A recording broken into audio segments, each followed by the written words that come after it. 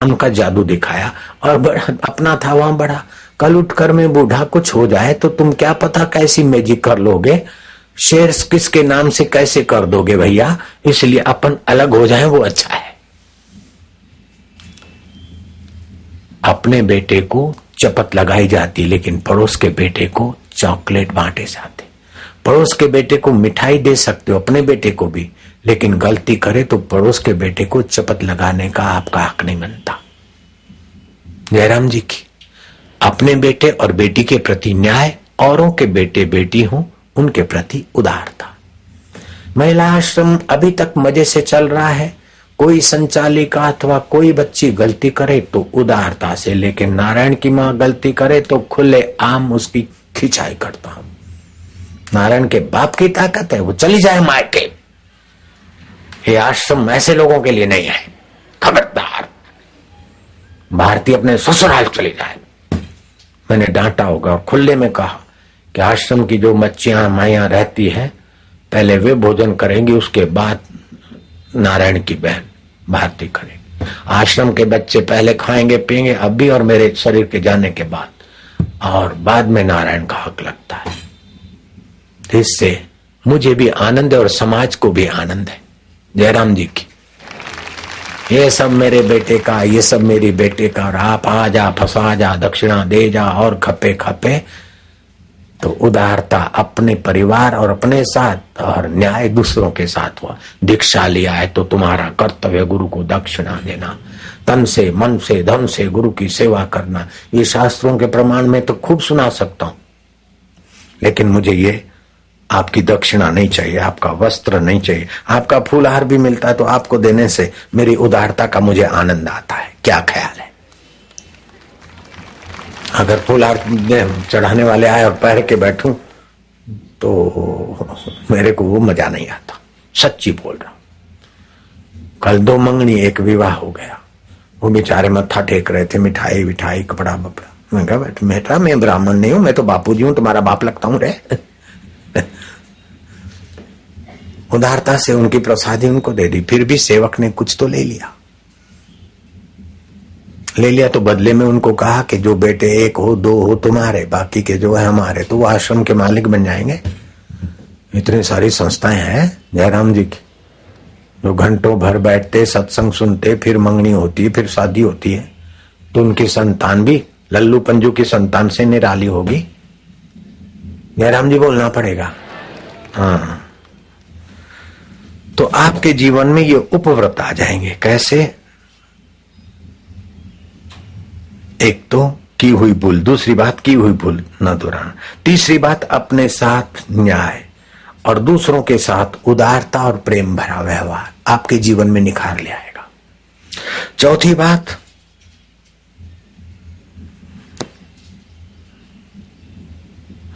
भगवत चिंतन, सत्य का आश्रय, अपने सद्गुणों का निर्माण और इंद्रिय संयम। 5वीं बात, दूसरों के किए पर, दूसरों की सज्जनता पर अथवा दूसरों की सेवा पर अपना अधिकार मत जमाना।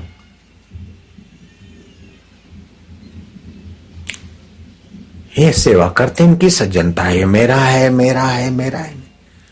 पत्नी पर अधिकार मत जमाओ, पति पर अधिकार मत जमाओ, पुत्र पर अधिकार मत जमाओ। अधिकार की लोलुपता आपको दुख देगी। बेटा हो के ये करता है वो करता है, ये नहीं करता, सेवा नहीं करता। आप बेटे को पाल पोष लो, सेवा करे तो उसका कर्तव्य नहीं है तो वो कर्तव्य से गिरता है। आप अधिकार की याद करके अपने को परेशान मत करो। ये मित्र है मेरे काम नहीं आता है तो तूने गलती से मित्र किया है, अब परेशान होने की बात नहीं है। नहीं आया काम तो नहीं आया, लेकिन परम मित्र तो मेरे साथ है। पुत्र काम नहीं आया तो नहीं आया, परम पिता तो मेरे साथ है, परम पुत्र तो मेरा साथ है। भगवान जैसा परम पुत्र कोई नहीं है। पुत्र भी भगवान परम पुत्र, मित्र भी परम मित्र, सखा भी परम सखा, भ्राता भी परम भ्राता। भगवान सब परम ही परम है, वो साथ में, फिर क्या डरना। नणंद ने नहीं निभाया काय को रोती है, उस हमने निभा लिया, संतोष करो। हमने ऐसा किया, उसने ऐसा नहीं किया, इस बात को याद करके दुख बनाने की बेवकूफी कभी नहीं करना।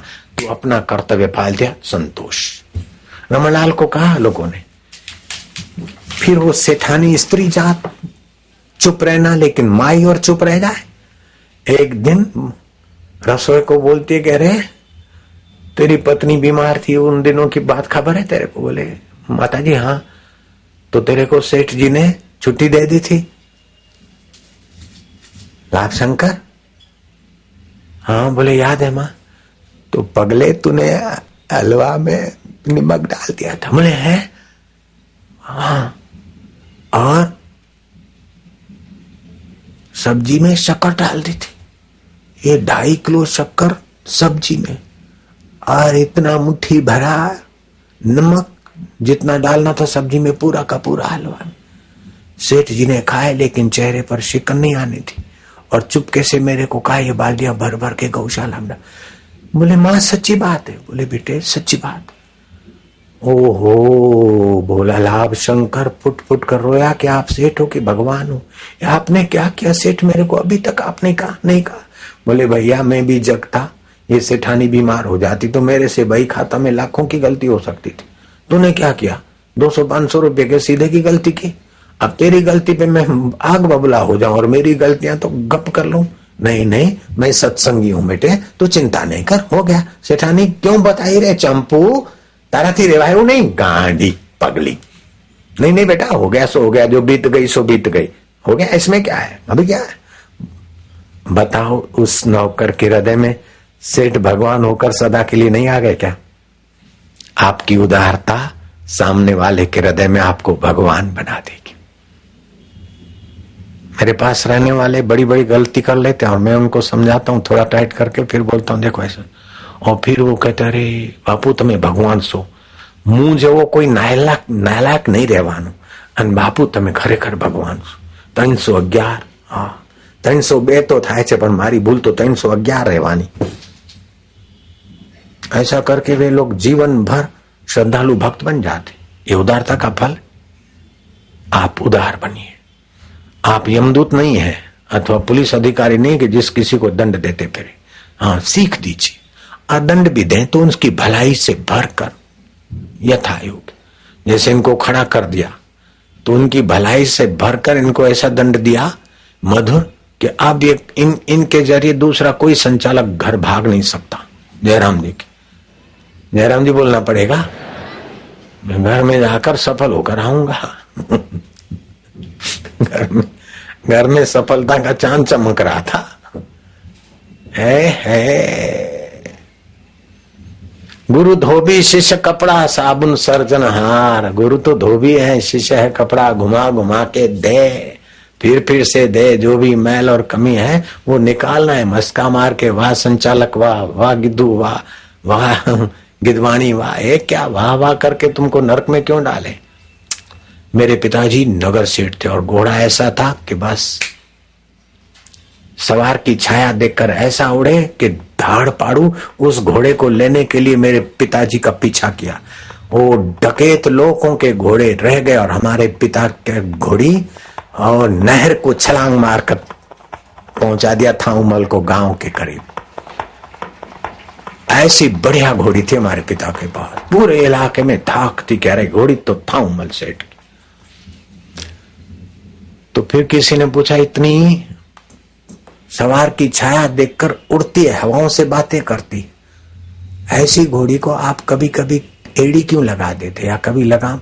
बोले घोड़ी को भी पता रहना चाहिए कि लगाम भी